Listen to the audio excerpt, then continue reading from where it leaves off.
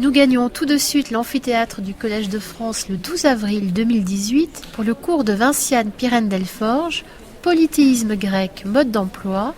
Aujourd'hui, la religion grecque entre unité et diversité.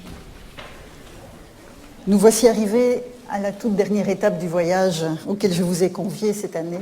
Et comme je vous l'ai dit d'emblée, il s'agissait d'esquisser ce que j'ai appelé le mode d'emploi du polythéisme grec, un mode d'emploi donc pour appréhender le fonctionnement de ce système. Alors en ce moment conclusif, mais qui n'est évidemment que provisoirement conclusif, je voudrais revenir sur la dimension topique, c'est-à-dire l'ancrage dans le territoire de la relation que les Grecs entretenaient avec leurs dieux, avec les héros ou avec des entités ancestrales vaguement définies, comme le sont par exemple les Tritopatoros dont je vous ai parlé la semaine dernière. Je vais dès lors refermer cette première réflexion sur la tension entre le général et le particulier dans l'étude de la religion grecque en repartant du point de vue local et de l'importance de cet ancrage local pour définir la relation entre les Grecs et leurs dieux. Et c'est évidemment la dernière fois cette année que l'enquête d'Hérodote, qui nous sert de guide depuis le début de ces leçons, me permettra de circonscrire les termes d'un questionnement que je peux résumer comme suit. Donc la question que je pose aujourd'hui est la suivante. Quand un Grec arrivait dans une cité qui n'était pas la sienne, qu'en était-il de la représentation des dieux qu'il y croisait et de l'accès au culte qu'il voulait éventuellement leur rendre? En ayant cette intention, en vous présentant cette intention, je renoue évidemment avec la définition de l'hellénikon qu'Hérodote donnait au livre 8 de ses histoires, au chapitre 144. C'est une définition que je vous ai soumise il y a déjà plusieurs semaines et que nous avions alors analysée. Donc l'hellénikon, c'est-à-dire donc, la grécité, le fait d'être grec, même sans même langue, des établissements communs des dieux. Vous vous souvenez du terme hydrumata, sur lequel je suis régulièrement revenu, en tout cas sur le champ sémantique du verbe hydruein, fondé, enraciner, établir. Donc les établissements communs des dieux ainsi que des sacrifices, des mœurs et des manières semblables. J'avais alors insisté, je vous le rappelle, sur le fait que la mention des établissements communs des dieux et des sacrifices ne faisait pas de la religion un facteur d'unité de la grécité en soi. Ce qui était évoqué derrière cette affirmation d'Hérodote, ce qui était évoqué, c'était les sanctuaires panhelléniques où les Grecs, effectivement, avaient choisi de manière concertée d'installer l'un ou l'autre dieu, où ils se réunissaient pour offrir des sacrifices. Donc, la légitimité de la question que je pose aujourd'hui, c'est-à-dire que se passe-t-il quand un Grec arrive dans une cité qui n'est pas la sienne, vient du fait précisément que ce qui est religieux dans cette définition de l'hellénikon chez Hérodote, c'est ce qui relève de la dimension panhellénique. Donc il faut revenir sur le plan des cités singulières pour tenter d'affronter cette question qui nous ramène évidemment directement dans la question du général et du particulier qui nous occupe maintenant depuis 12 semaines. Bien, nous allons maintenant entrer dans l'enquête et plus précisément au livre 5. Au livre 5 de son enquête, Hérodote raconte la révolte d'Ionie qui forme le premier épisode, donc l'élément déclencheur des guerres médiques, ce grand conflit qui occupe le travail d'Hérodote, grand conflit qui oppose donc les Grecs et l'empire du roi des Perses. Au cœur du récit sur la révolte d'Ionie viennent se loger deux digressions qui portent respectivement sur l'histoire d'Athènes et sur l'histoire de Sparte. Et c'est à Athènes que se situe l'épisode qui m'intéresse. Nous sommes à peu près en 510 avant notre ère, et Hippias, le dernier fils de Pisistrate, s'est enfui de la ville, et la tyrannie a pris fin dans la cité, notamment grâce à l'intervention du roi Cléomène de Sparte, dont nous allons beaucoup parler aujourd'hui, l'intervention du roi Cléomène de Sparte et de son armée, qui avait été appelée en renfort par des aristocrates qui voulaient se débarrasser des tyrans. Une fois que les tyrans sont partis, que les Spartiates sont rentrés chez eux, deux hommes forts se font jour sur la scène politique athénienne, à savoir Clisthène et Isagoras. Alors ce sont deux Athéniens issus de familles aristocratiques, mais avec une vision de la politique au cœur de la cité d'Athènes très différente l'un de l'autre. Clisthène va en effet entreprendre une réforme en profondeur du corps civique en répartissant les citoyens en 10 tribus qui mélangent étroitement les gens de la côte, les gens du centre, du cœur de l'Attique et les habitants du centre urbain. Donc la réforme de Clisthène vise à mélanger les Athéniens pour éviter l'existence de groupes de pression et d'affidés au sein de solidarités purement locales. C'est donc la réforme territoriale athénienne qui aboutira au développement de l'isonomie d'abord, c'est-à-dire l'égalité devant la loi, et puis ce que les Grecs eux-mêmes et surtout les Athéniens appellent la démocratie qui se renforcera dans le courant du Ve siècle. Et comme l'écrit joliment Hérodote, Clisthène avait rattaché le peuple à son hétérie, c'est-à-dire qu'il avait mis le peuple de son côté. Mais la formule d'Hérodote est très jolie, puisqu'une hétérie en Grèce, dans un contexte d'aristocratie archaïque, c'est le groupe des affidés précisément, c'est-à-dire ce que Clisthène tentait de casser avec cette réforme territoriale.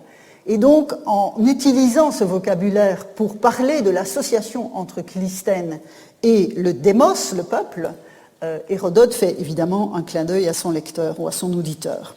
Et en s'alliant ainsi au démos, Clisthène va obtenir un avantage substantiel dans son opposition à Isagoras, dans la mesure où Isagoras, lui, ce à quoi il aspire avec d'autres aristocrates, c'est à revenir au système antérieur à la prise de pouvoir de Pisistrate et de ses fils.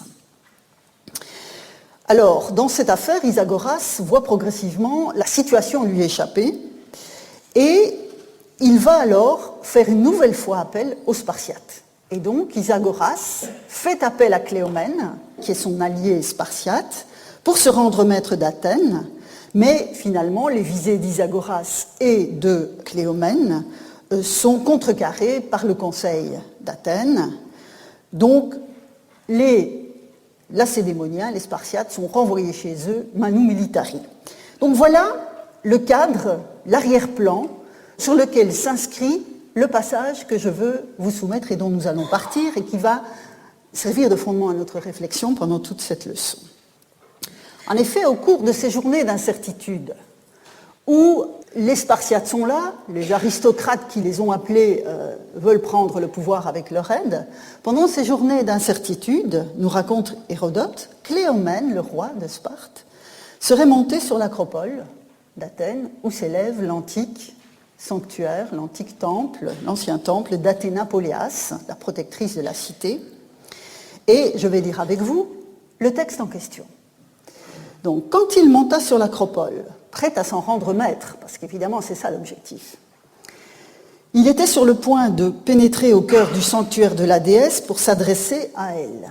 Alors, la prêtresse, se levant de son trône avant qu'il eût franchi la porte, lui dit « Étranger de la Cédémone, fais demi-tour sans entrer dans ce sanctuaire. Il n'est pas religieusement permis aux Doriens de se présenter là. » À quoi il avait répondu, donc Cléomène, « Femme, je ne suis pas Dorien, mais Achéen, ou Dorius Eimi al-Akaios. » Sans tenir compte du présage, il avait tenté l'entreprise et il dut alors retourner sur ses pas, chassé avec les Lacédémoniens. Voilà le texte. Cette scène grandiose du Spartiate montant sur l'acropole d'Athènes. Alors, l'historicité est loin d'être assurée, mais comme souvent, quand l'historicité n'est pas assurée, il y a quand même une accumulation d'éléments qui sont absolument fondamentaux pour nous, pour alimenter notre réflexion sur les représentations qui sont mobilisées de cette manière.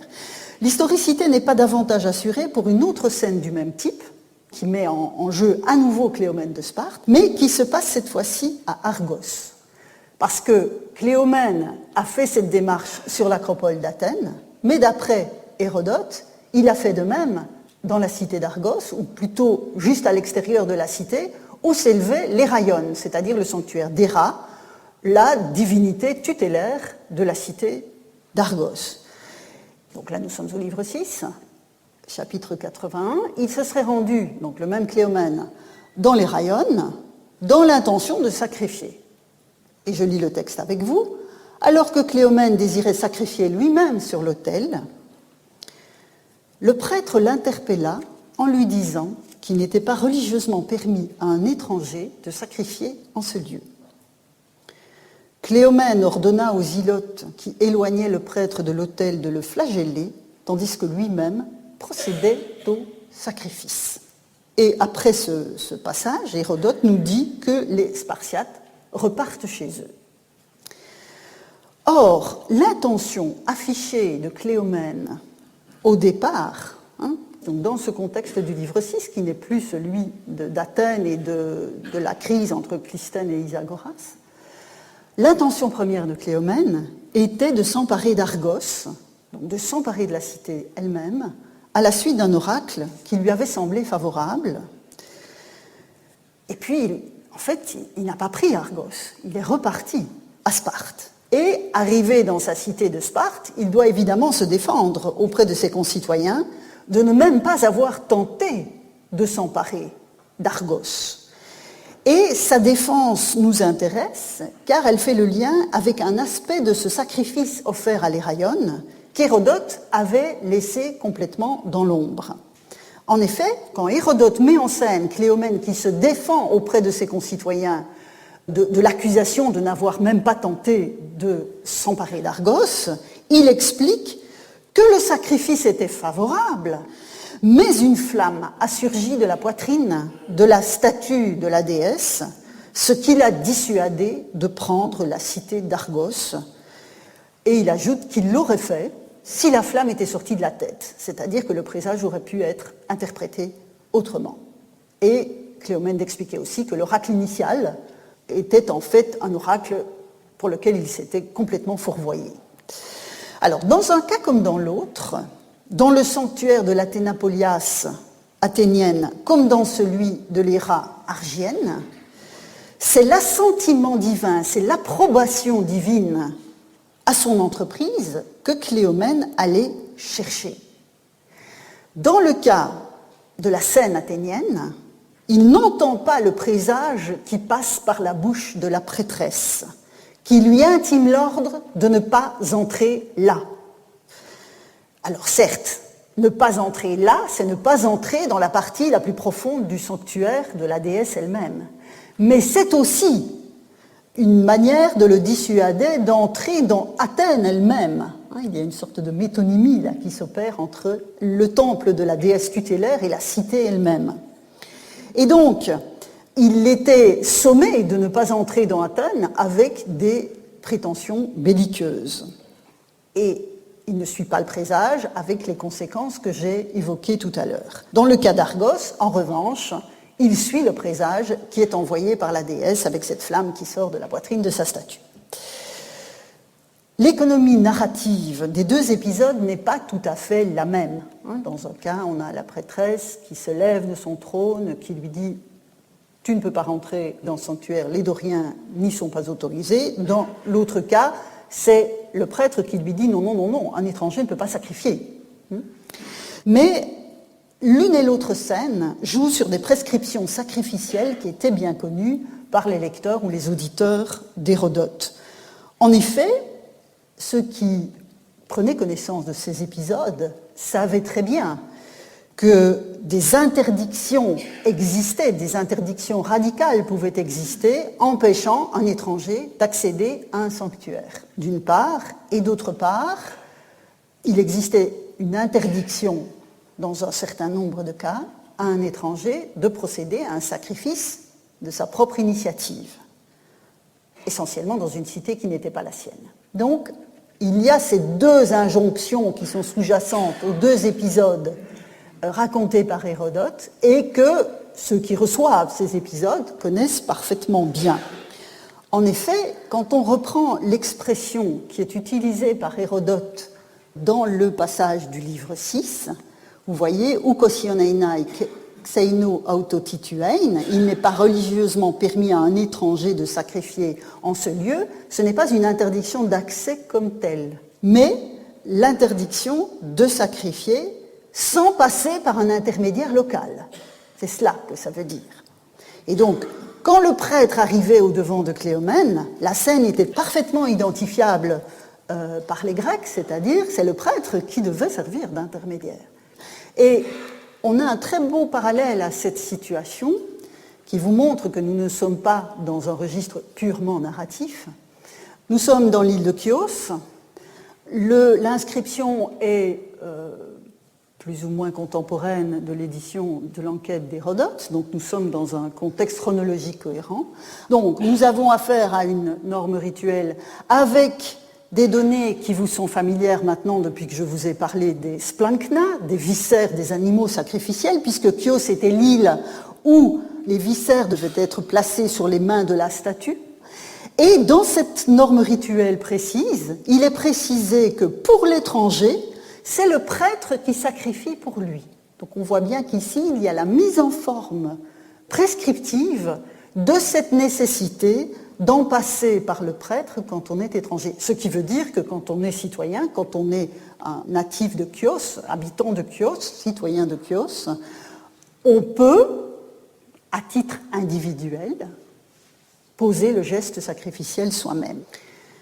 Alors, si je reviens à l'épisode athénien, il est clair que cet épisode nous livre diverses composantes qui donnent des choses à penser sur le polythéisme grec, dont je vais me saisir aujourd'hui, et j'en retiendrai deux.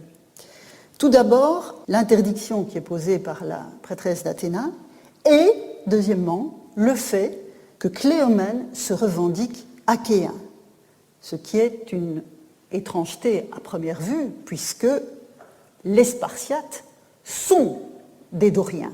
Donc je commencerai par l'interdit, puisque c'est le premier point que je vous annonce. C'est donc à l'Athéna, protectrice d'Athènes, que le roi de Sparte entend s'adresser dans son sanctuaire de l'Acropole.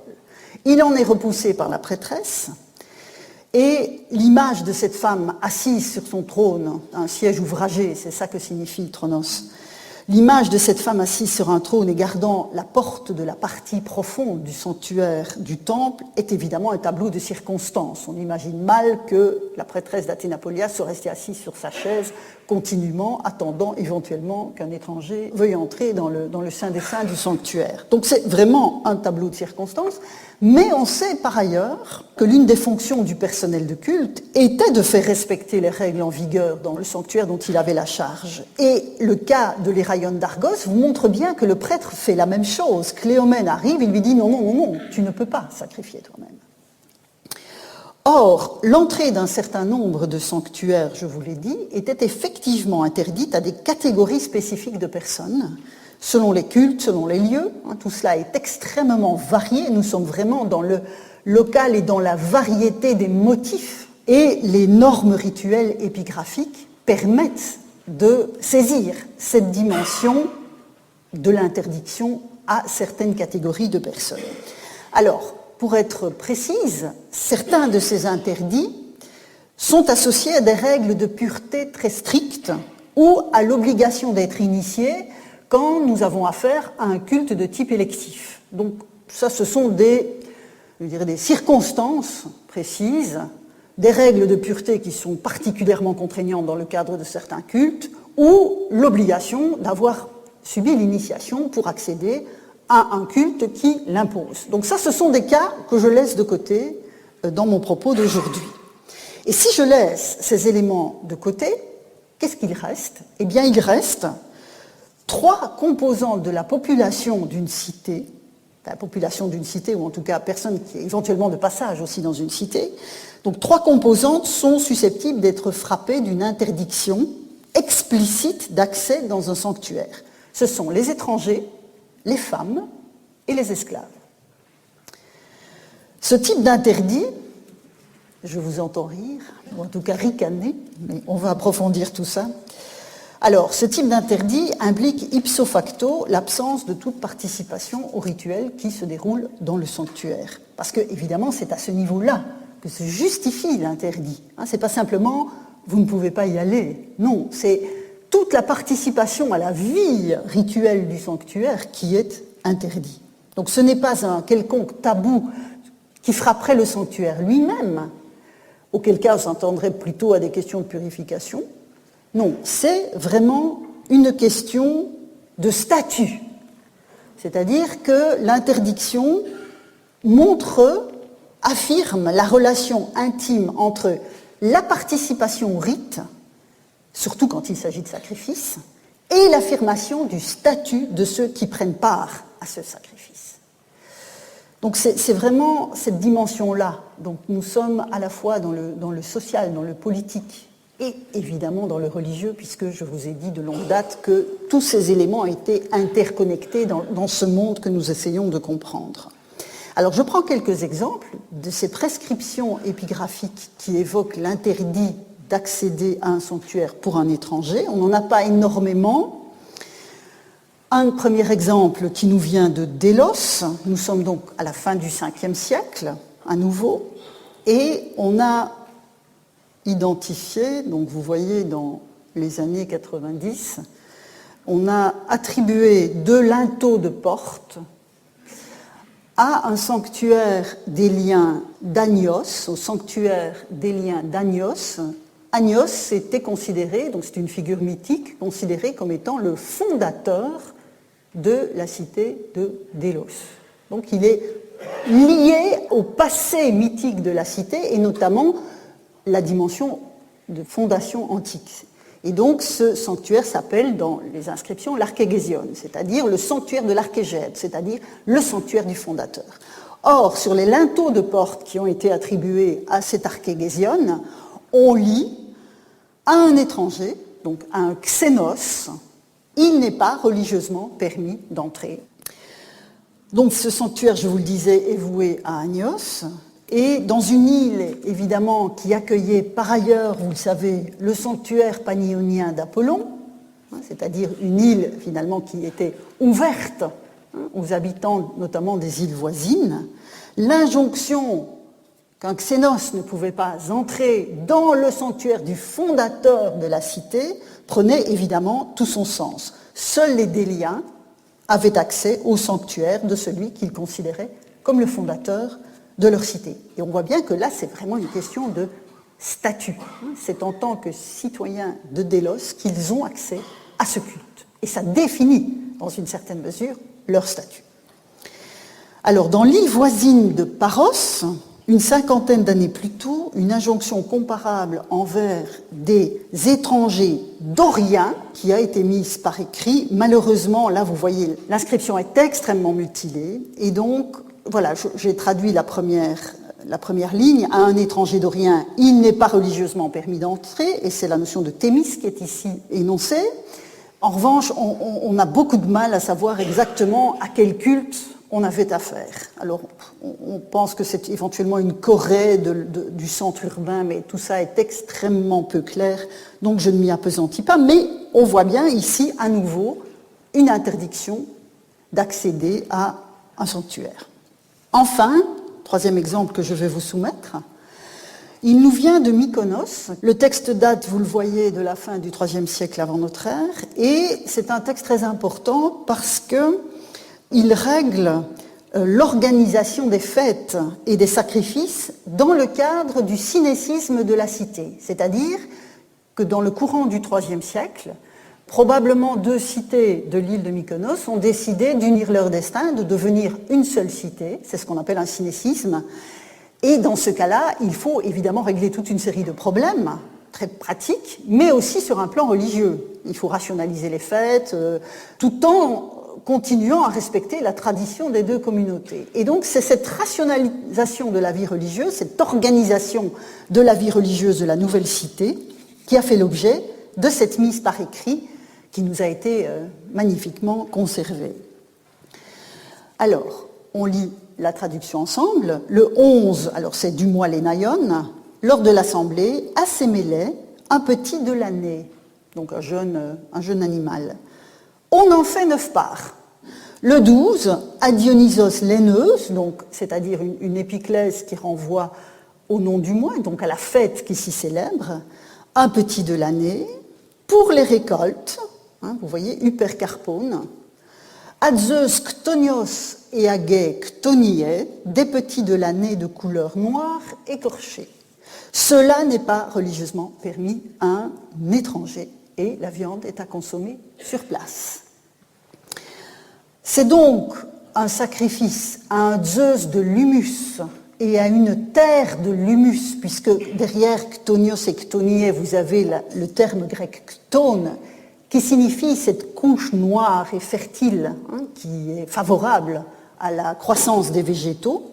Et donc c'est ce Zeus de l'humus et cette terre de l'humus qui sont honorés en l'occurrence par des jeunes animaux noirs. Noir, on voit bien le symbole de la couleur qui s'opère avec cette noirceur de l'humus, mais c'est un noir porteur d'espérance, puisque ce sont les récoltes à venir, Hypercarpone.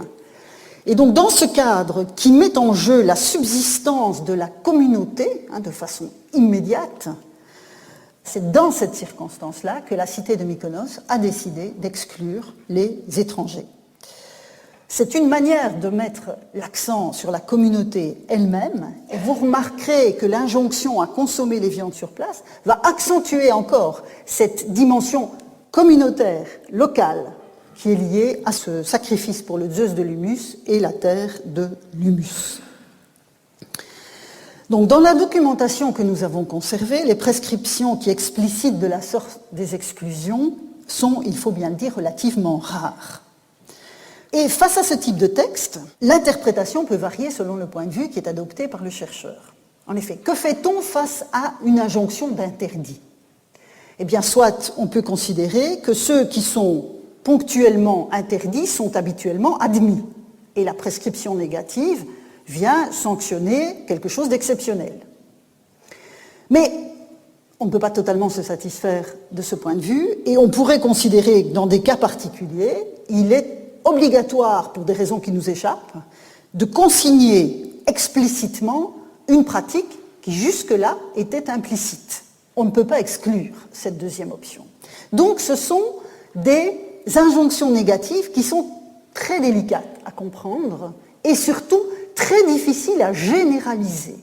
Nous sommes là dans les limites de cette tension entre le général et le particulier, c'est-à-dire que les décisions qui sont prises sur le plan local, donc d'un point de vue particulier, ne sont pas forcément généralisables. Et donc on ne peut pas dire de façon brutale, si on a une prescription négative, ça veut dire qu'habituellement la prescription est positive, mais que dans le cadre de ce culte, elle est exceptionnellement négative. C'est une possibilité, mais ce n'est pas nécessairement généralisable. Donc, je ne m'engagerai pas dans le détail de ce débat, mais le caractère conjoncturel de nombre d'inscriptions de ce type laisse entendre que les deux options que je viens de vous soumettre peuvent être potentiellement valides et que l'on aurait tort d'ériger en règle unique ce qui peut relever de ce que j'appellerais une écologie rituelle locale. Ce sont les motifs sur la trame. Et le cas de Mykonos est tout à fait exemplaire, car si la communauté a ressenti le besoin de préciser que pour tel sacrifice, celui de Zeus, Chtonios et de Gai Chtoniae, les étrangers n'étaient pas admis, c'est aussi dans cette inscription que l'on trouve l'un des quelques 10 textes, il n'y en a pas plus, qui souligne une interdiction faite aux femmes. Je lis le texte avec vous. Donc, nous sommes au mois Posidéon, le 12 Posidéon, donc qui est un mois d'une fête de Poséidon, comme le nom l'indique. À Poséidon Téménites, un bélier qui l'emporte par sa beauté, de couleur blanche, non castrée. Le bélier n'est pas amené dans la cité, le dos et l'omoplate sont entaillés, on verse une libation sur l'omoplate. Ce genre de littérature vous est maintenant habituel avec tout ce que je vous ai déjà montré de prescription épigraphique. Au prêtre, la langue et l'épaule, donc voilà la part du prêtre. Le même jour, à Poséidon, Phykios, un agneau blanc non castré. ce n'est pas religieusement permis à une femme, gunaiki ou thémis. Donc vous voyez, tout à l'heure on avait xéno ou thémis, ce n'est pas religieusement permis à un étranger. La formule est exactement la même, mais cette fois pour une femme. Et sur la taxe des poissons, que le Conseil donne 20 drachmes quand il achète les animaux sacrificiels. Donc dans ce cas précis, l'obligation de clarifier des prescriptions dans le cadre d'un travail de fond sur le calendrier rituel, je vous ai expliqué, le cadre du synécisme impose ce travail de fond, explique pour une part la nécessité d'identifier ces différentes injonctions.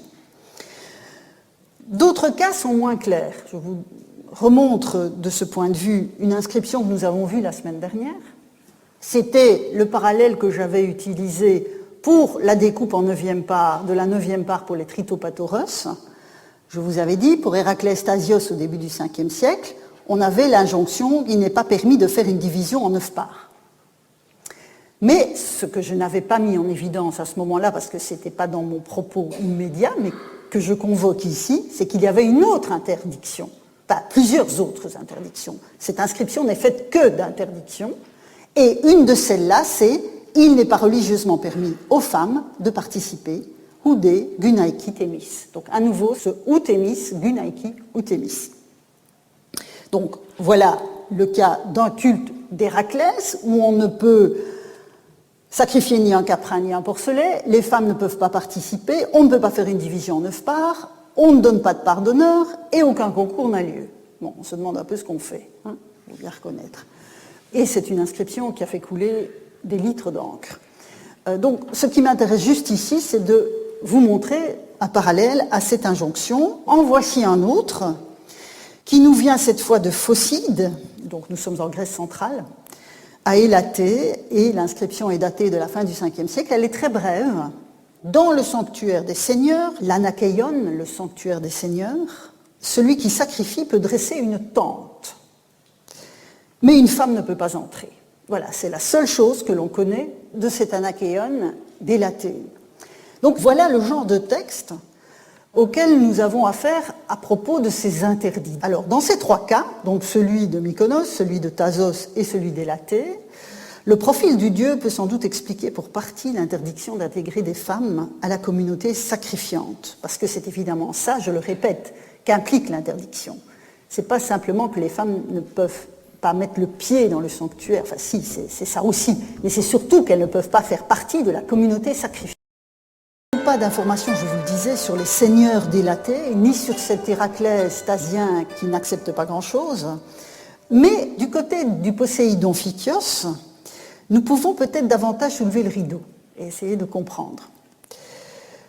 En fait, le Poséidon Phykios est un dieu des algues, c'est ça que signifie Phykios. Des algues, donc des produits de la mer, ce qui correspond bien au profil attendu d'un Poséidon.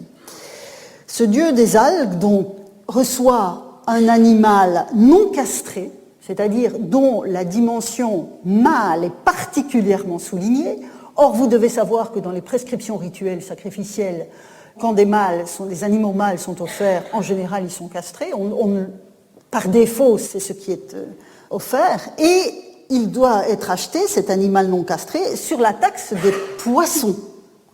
Donc c'est lié à l'activité de la pêche. Et donc on pressent que le caractère exclusivement mâle de la communauté sacrifiante renvoie à la communauté des pêcheurs, qui est évidemment surdéterminée par les prescriptions rituelles. C'est à un dieu de la mer masculin que l'on offre un animal non castré, et dans cette communauté sacrifiante-là, les femmes ne sont pas admises. On ne peut s'empêcher de penser au refus absolument ferme qu'ont longtemps opposé certains équipages de bateaux de pêche à l'idée d'accueillir une femme à bord. C'est quelque chose qui traverse, qui transcende pas mal de cultures.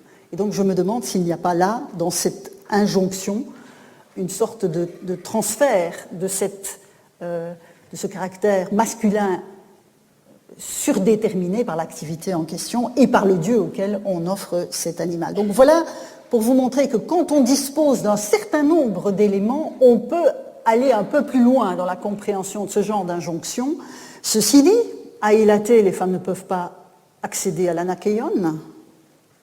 Dans le culte de l'Héraclès Stasios, elles ne peuvent pas non plus participer aux cérémonies, mais je pourrais aussi vous parler d'un culte des Anakès en Attique où aucun interdit de ce type n'accompagne les prescriptions sacrificielles qu'on lui connaît. Je pourrais aussi vous parler d'autres cultes d'Héraclès ou même de cultes de Poséidon où la présence des femmes ne semble pas poser problème. Donc là encore, il est extrêmement délicat de généraliser à l'excès ce qui relève du choix spécifique d'un groupe à un moment de son histoire, pour des raisons qui, malheureusement, risquent de nous échapper à tout jamais, sauf dans quelques cas un peu plus favorables où nous avons un faisceau d'éléments qui nous permet d'avancer.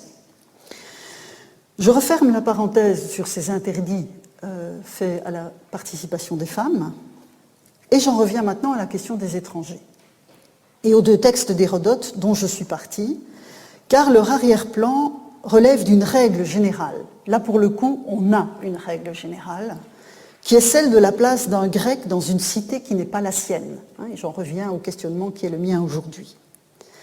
Car le xénos, c'est l'étranger avec lequel il est possible d'entrer en relation dans un partage de références communes, ne fût-ce que la langue parlée et un arrière-plan culturel partagé.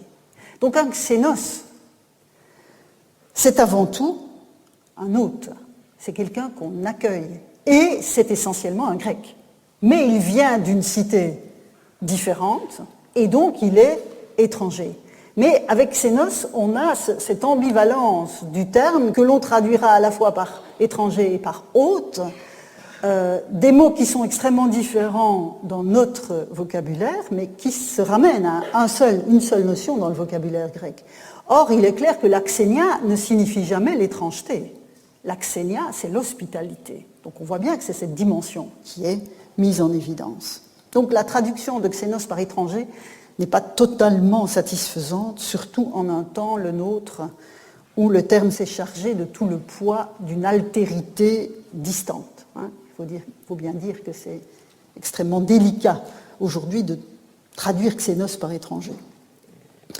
Et par exemple, dans le texte d'Hérodote, Isocrate, dans sa relation avec Cléomène, puisque je vous ai dit que c'était Isocrate qui rappelait Cléomène pour essayer de prendre le pouvoir à Athènes, en fait, Cléomène, qui est donc lacédémonien, est donc un xénos, comme le dit la prêtresse, xénos, tu n'entres pas ici, c'est le xénos d'Isocrate, c'est-à-dire qu'il est son hôte. Et donc, vous voyez toute l'ambiguïté de cette notion. Alors, le xénos, j'en arrive à lui, n'avait pas accès au rouage politique d'une cité dont il n'était pas citoyen, et les cités prévoyaient dès lors des mécanismes d'intermédiation. On l'a vu avec le prêtre tout à l'heure à Chios qui va faire le sacrifice pour l'étranger. Parce que l'accès aux institutions religieuses n'allait pas de soi non plus. Les deux sont extrêmement liés, on ne peut pas dissocier. Si vous voulez, c'est la même logique qui prévaut, l'interdiction d'accéder au rouage politique de la cité et à ce que nous différencions comme étant des institutions religieuses, c'est une seule et même problématique dans la cité antique.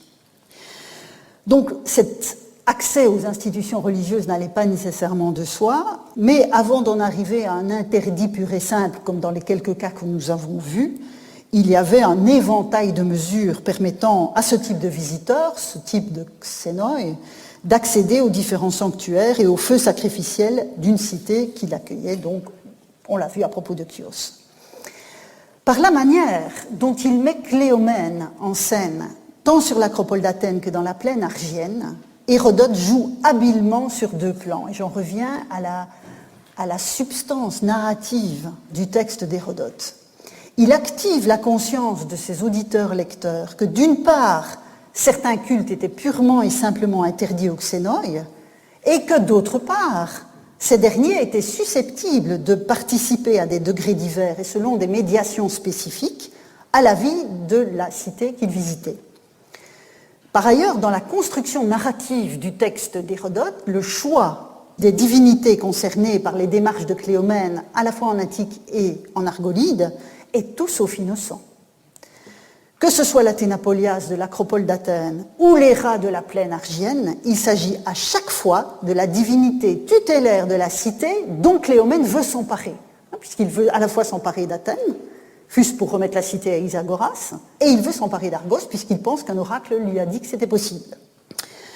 Dans le cas d'Athènes, le présage autour de l'entrée dans la ditone du temple joue, je vous l'ai dit, sur la métonymie entre la résidence d'Athéna sur l'acropole et la cité elle-même. Entrer dans le sanctuaire, c'est comme entrer dans Athènes. Quand elle lui dit qu'il ne peut entrer là, c'est d'Athènes que la prêtresse parle aussi. Quant à l'Héra de l'Héraion d'Argos, elle est l'argienne par excellence. L'Héra d'Argos, l'Héra Argeia, c'est la grande divinité de l'Iliade. C'est la grande divinité de l'Iliade, c'est elle qui protège les Grecs. Donc l'association entre Héra et Argos est quelque chose qui résonne dans l'imaginaire des Grecs, qu'ils soient d'Argos ou d'ailleurs. Elle est représentative de sa cité à la face du monde grec, comme Athéna l'est pour Athènes. Et donc l'ancrage local de ces divinités est particulièrement appuyé dans ces épisodes. Mais ce n'est pas le dernier mot de ces brèves intrigues mises en musique par Hérodote, et j'en arrive dès lors au second point que je vous ai annoncé, à savoir le fait que Cléomène s'affirme achéen. Comment comprendre cette revendication ? Et la comprendre va nous permettre d'affiner encore la question de l'ancrage topique des divinités et de leur lien avec un imaginaire partagé. Je repars du texte d'Hérodote, au livre 5. Donc, quand Cléomène monte sur l'acropole d'Athènes, il prétend accéder au temple d'Athéna, et la prêtresse invoque cet interdit qui frapperait les Doriens. Or, je vous ai dit, Sparte fait partie du monde dorien. Le roi va rétorquer qu'il est achéen, akaios, en grec. Alors, dans le monde de Cléomène et celui d'Hérodote, donc fin 6e et 5e siècle avant notre ère, être achaïen, akaios, être akaios, cela signifie que l'on vient de la région qui est située dans la partie nord du Péloponnèse, qu'on appelle l'Achaïe. C'est cela, l'ancrage géographique, à ce moment-là, que recouvre le terme d'akaios, ce qui ne fait décidément pas sens. Ça ne fait pas sens pour justifier la réplique du roi.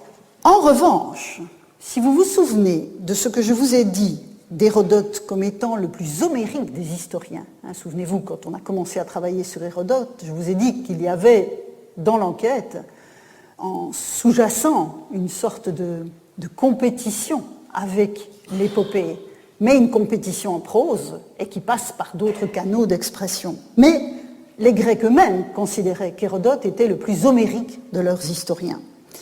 Alors, si on garde cela en tête, l'épisode prend une autre tournure.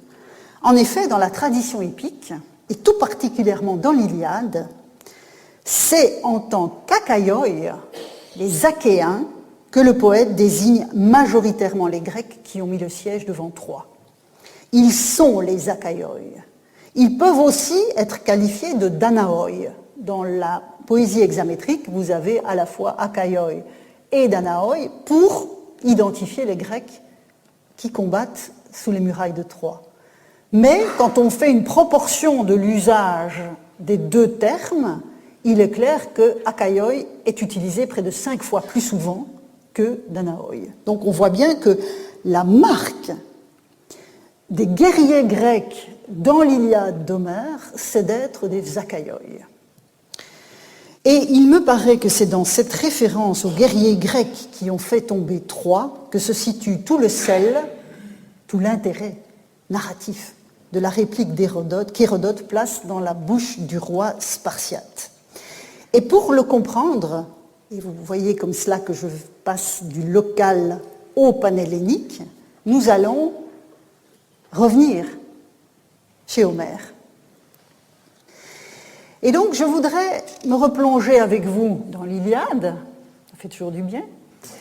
Nous sommes au chant 6, donc au vers 297-311, et à ce moment du siège de Troie, la situation des Troyens est très délicate.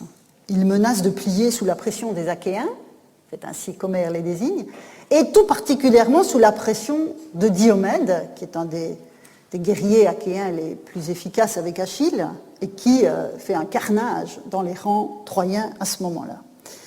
Et Hector, donc le champion des Troyens, s'en va parler à sa mère, la reine Écube, pour qu'elle aille avec les anciennes de Troie prier Athéna, dont le temple est sur l'acropole de la ville.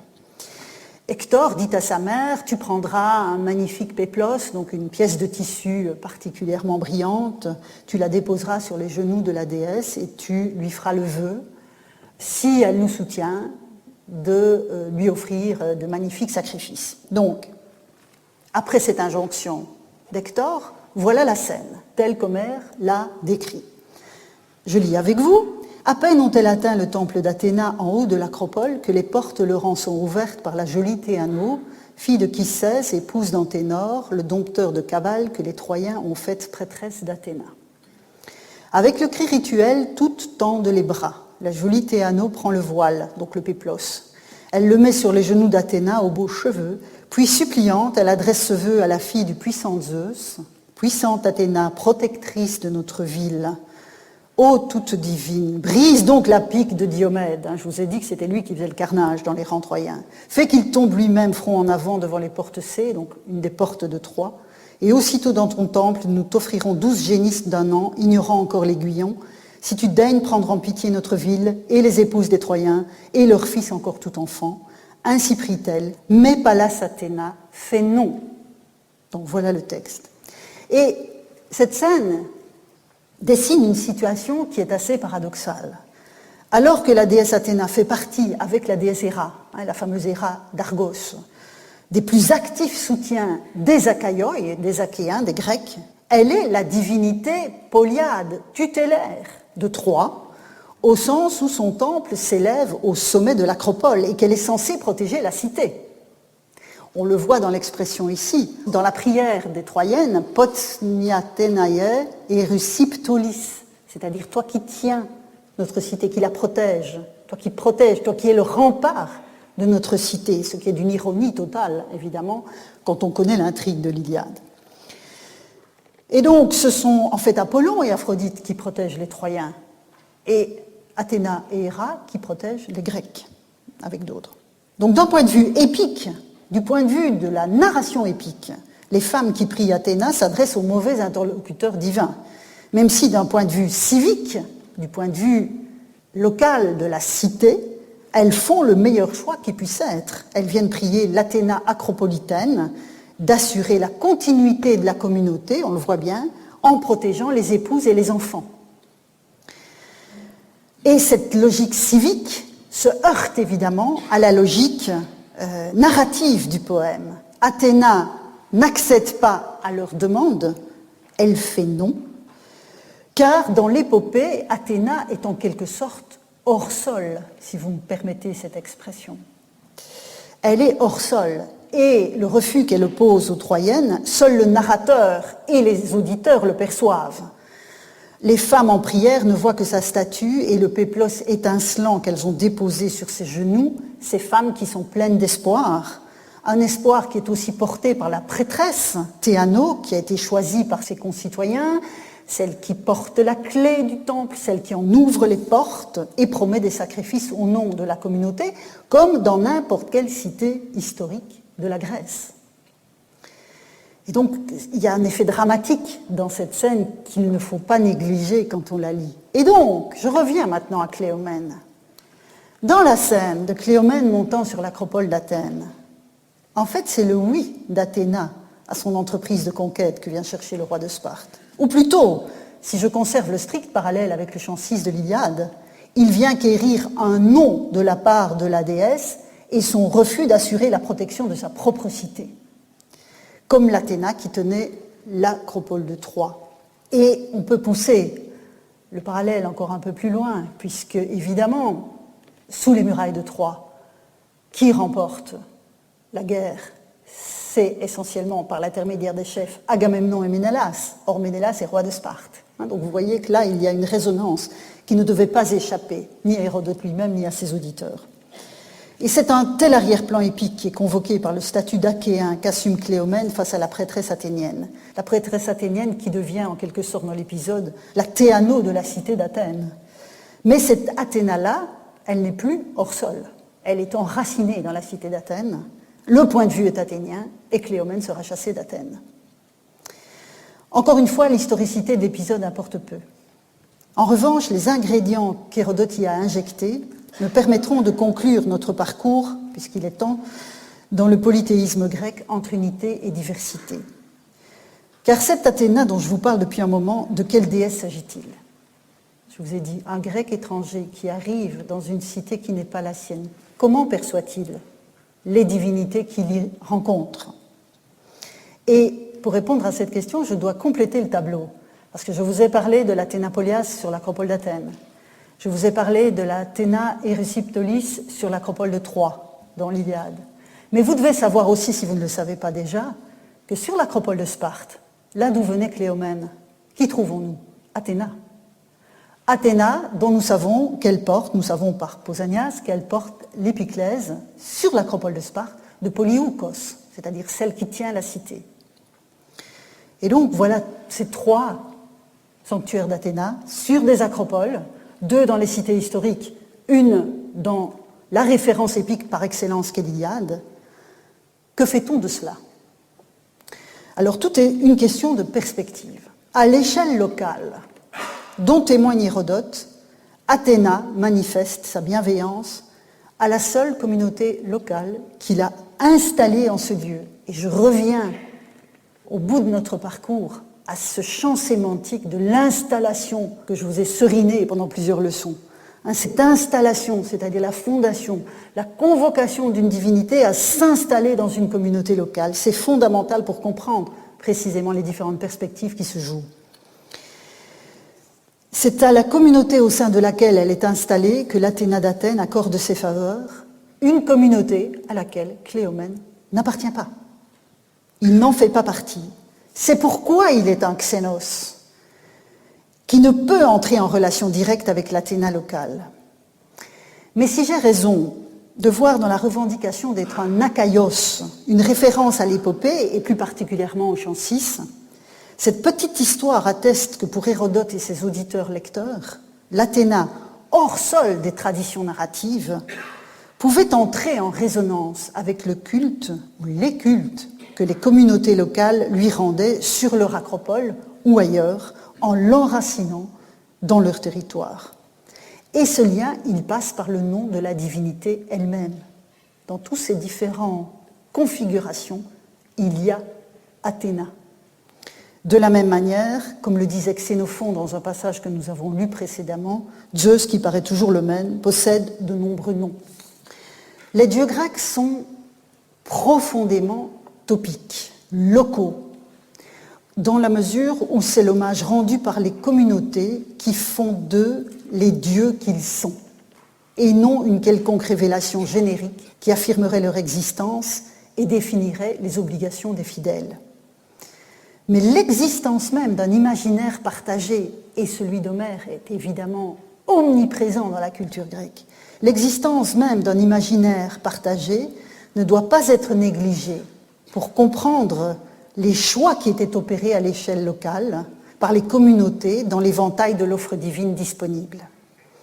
La relation avec les multiples interlocuteurs, les multiples puissances du monde suprahumain qui faisaient communauté avec eux, donc les dieux étaient là, je vous l'ai dit, la définition d'une cité grecque, c'est les hommes et les dieux, et les héros, et les ancêtres. Et donc cette relation était fondée sur une expérimentation continue. Dans une certaine mesure, vous savez, les épisodes de Cléomène dans les 2 endroits, c'est ses expérimentations à lui. Alors elle lui explose à la figure, mais ce sont ses expérimentations à lui. Donc cette expérimentation mobilisait des faisceaux de représentation puisés à toutes les sources du savoir sur les dieux, ou des savoirs sur les dieux, celle de l'expérience rituelle, qui est un savoir sur les dieux, comme celle des traditions narratives et iconographiques, des plus sublimes aux plus modestes. Et sur ce constat, nous en sommes arrivés au terme de notre parcours de cette année. Et si vous acceptez de me suivre encore dans la reconstitution de cette expérimentation, je vous donne rendez-vous l'année prochaine.